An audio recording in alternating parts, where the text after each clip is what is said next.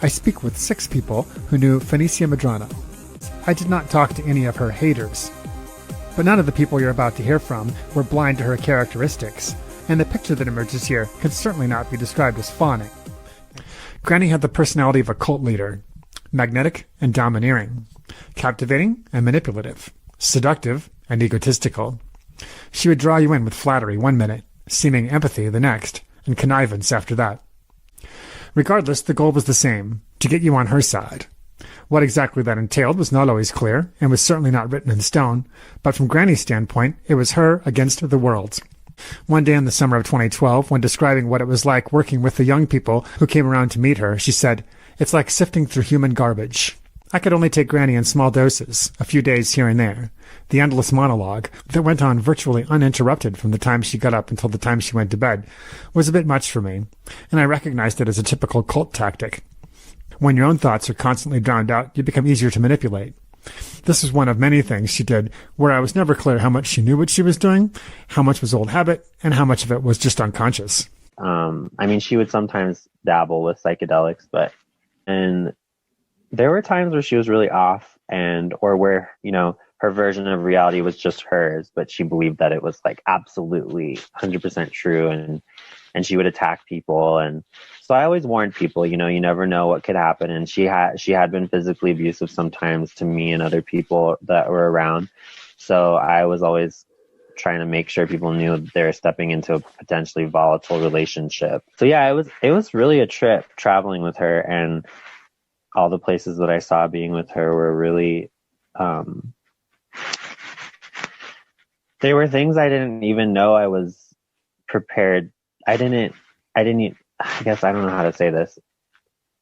Traveling with Phenicia took me to worlds that I didn't know existed. I had vague notions, I knew that there were other cultures, and, I grew up in a multicultural family, but the kinds of realities, like the sort of dream time that she would take us into, and the sort of like otherworldly experiences that we would have, they were a little bit shocking. So that was something else that I would tell people, is that eventually I realized that her behavioral patterns, even though I have such great respect for her, that she really does match the diagnosis of a sociopath. And I don't really like conventional psychological diagnosis, so I wouldn't ever say, oh, Phenicia's a sociopath. But some of those characteristics really match her patterns of behavior. And it's useful to know, just like, okay, you're dealing with somebody who's like, has no reservations about manipulating you for her purpose, which in a lot of ways was kind of amazing. And so people got really hurt in the mix. So yeah, it was a really mixed bag. She was trying to kind of recruit. She would come and just start kind of shouting. Like as soon as she got there, she'd be shouting and kind of talking this, especially when I met her, she didn't really talk like normal conversation at all. So it was all this sort of, I used to call it prophecy speak, because she was sort of talking almost like a preacher, but in this very kind of, it was kind of like a combination between religious preaching and sort of psychobabble, but also it had this certain kind of coherence, and it was very poetic. So I'd heard her talk about opening the bundle and being told by Shoshone elders to do so. So that was Clyde. Yeah, I heard her say different people at different times. The story she told me was that Clyde Hall told her that it was time, according to some of the prophecies that they both learned from Clyde's auntie, who was also one of Phenicia's teachers. So Clyde basically had some stories about these prophecies, and he really believed in the two spirits, like the queer kind of Native American traditions. But yeah, Phenicia, she said for about 2 months, she was plotting a way to murder Clyde, and trying to figure out how she could do it without getting caught. And then she had some kind of epiphany, which she never really explained in great detail, but she said then she just kind of flipped and realized, no, that he was absolutely right, and that this was the only way to move forward. In her teepee at night, she would spend a lot of time strategizing about what moves she would make next to sort of stir everybody up and get conflicts going. And she did spend a lot of time trying to stir up conflicts in our own little groups too, and between different people who were doing different kinds of hoop things over the years.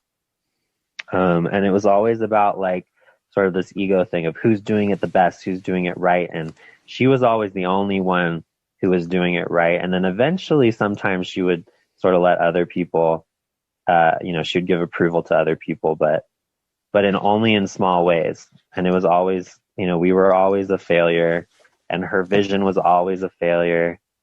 And it was always our fault. All of us, all the other people. This was a hard experience because, Finn, she went off and, did a bunch of meth and came back to the High Desert Wild Tending Network property basically to come down. And this was like against their policy. Like they actually have a visitor policy that is like a real document that says like because they're a nonprofit, and they're like, we have a policy, like this place is not a rehab, this place is not where you come to come down, this is like a drug-free zone.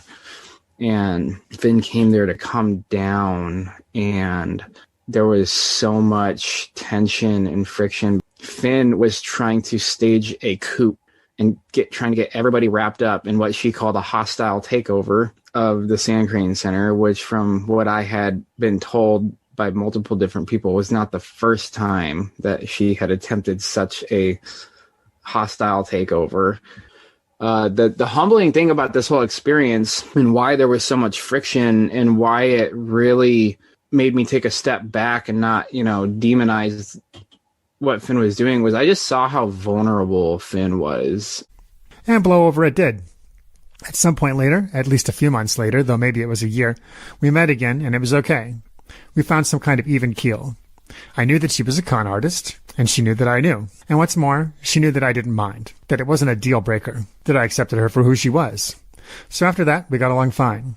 She didn't try to manipulate me, at least not very hard, and it was the most enjoyable phase of our relationship yet. I made exceptions for Finn that I would never make for anyone else. Mm-hmm. And my one real matter of contention with her was her use of the N-word. And I don't particularly like the word faggot, but that was Finn's catch-all, right? I used queer as an umbrella term, which bothers some people, and Finn used faggot as her umbrella term to refer to the whole LGBTQ rainbow. A lot of the people who I've met who are friends with her or disciples of her are cishet people who feel comfortable using some of that language because she used it. I needed to be able to walk alongside her with my ways being okay to do, like without having to fight all the time if I wasn't gonna pick up the gun and shoot somebody or whatever, and metaphorically. She never tried to force me to murder, but she talked about it a lot. And eventually I just told her, like, I'm not gonna do this. I'm not gonna pick a side and start, fighting the way that you're fighting. Like, I have a different purpose in this, and if you can't respect that, then we can't walk together. Like, we can be doing it in our own ways. And the way that really kind of came to a head was there was this place called the Sand Crane Sanctuary that she was there for several years, but the guy who was buying it for us, he eventually, he was closer to her age, and he had a lot of criticisms toward her about how she was relating with the younger folk. He eventually just enforced it and asked her to leave. And so she decided that she was at war with Sand Crane and started making a lot of threats on the internet about, like, basically she was going to turn us into the FBI for this or that. She was going to call the cops on us. She was going to, like, get a hitman on somebody. Some of these things were rumors. Some of them were things that she actually was saying herself. And she was accusing the elder who was living there, of raping people. And I was there at the time when this was all happening, and I was asking, like, the people she was saying had said that they were raped and all this stuff, if that was true, and how they felt about their names being projected in this way. And it was all just lies. It was all bullshit and just games that she was playing with people's heads, and basically I came to this point where I just said, Grandma, I can't support you in this. Like, I told her, you can't use me anymore as a pawn in your warfare. I'm not going to play along anymore, because I had definitely enabled it at times. I had enabled her abusive behaviors. I'd let her hit me, things like that, and sort of let her get away with it. Even though we would talk about it and we would resolve things, it was always sort of she was on top, like whatever she said goes.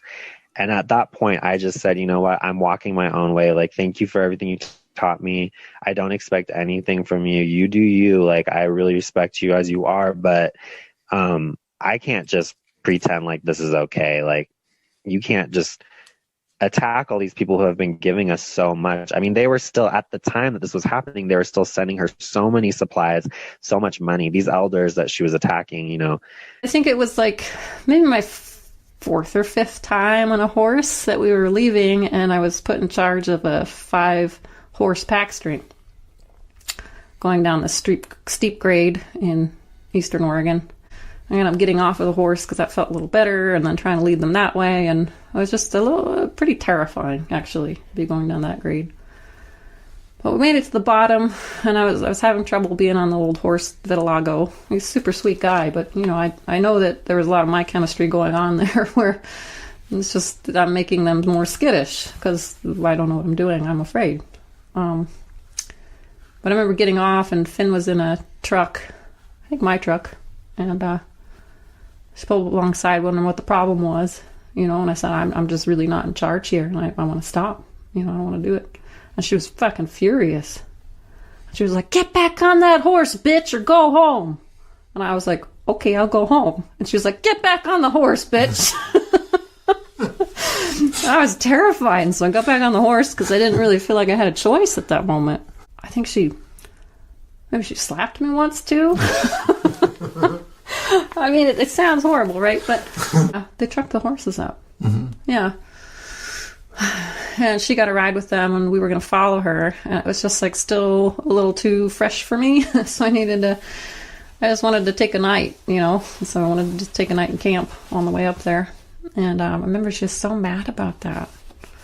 And there was no room to express the frustration I was feeling or the vulnerability I was feeling, and how I just needed a moment, and that I wasn't actually leaving her in a lurch. She was landing at friend's place, like everything was fine, And I remember being so frustrated about that. It took a couple days to prepare to go over to where she was, and I was going to meet her all prepared to just be like, hey, like, what the fuck? Like, I need to be recognized here a little bit for my vulnerability. And I remember she just looked at me before I could say anything when I saw her. She's watching TV. She said, I'm way more interested in this fucking cartoon than I am in any of your feelings. My issue with a lot of Finn's message is how, in so many ways, unrealistic it is. And this is what I mean. I don't mean that reciprocity is unrealistic.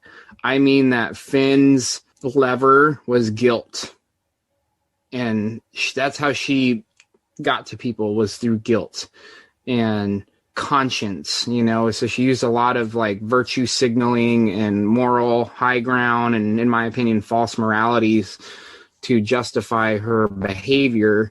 But the thing about that guilt that backfired on a lot of the people who have spent time with Finn was that she put this pressure and used social media, and her whole she was always talking about mind control and social engineering. And this is stuff I've spent a lot of time deconstructing in myself and deprogramming from, because when you hear it enough times from Finn, it's like advertising. It just sticks in your head. And it's almost like you think it against your own will. And that's what kind of I was like, God, Finn, it's like, knock that shit off. It's like, I did not consent to that. Because I do believe that she knew what she was doing in doing that. Finn had a gift for psychology and predicting people's behaviors and manipulating people. It's like she was anti-capitalism, but it's almost like one of the basic tenets of capitalism snuck into her work and into her work ethic. Part of hanging out with her was basically you need to be doing this all day, every day, and you need to be posting it on Facebook and Instagram all day, every day.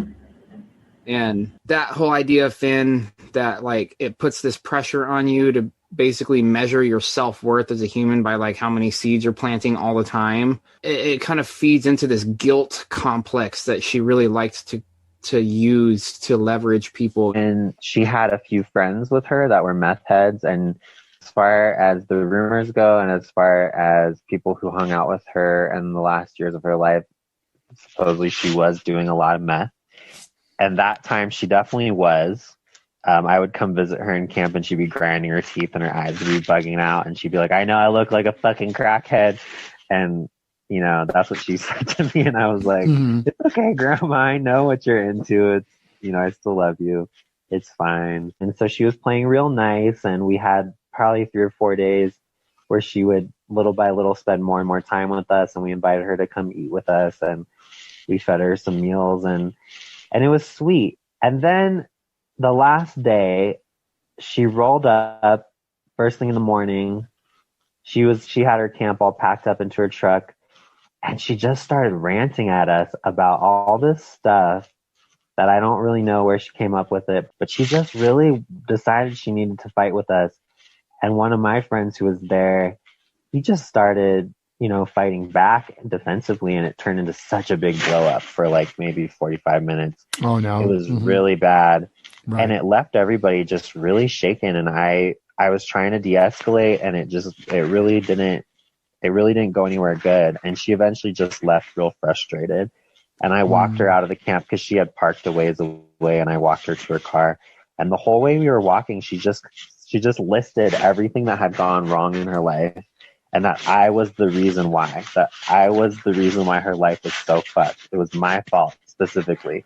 And I actually spent maybe 3 days really thinking about that. Like, did I do that to her somehow without realizing it?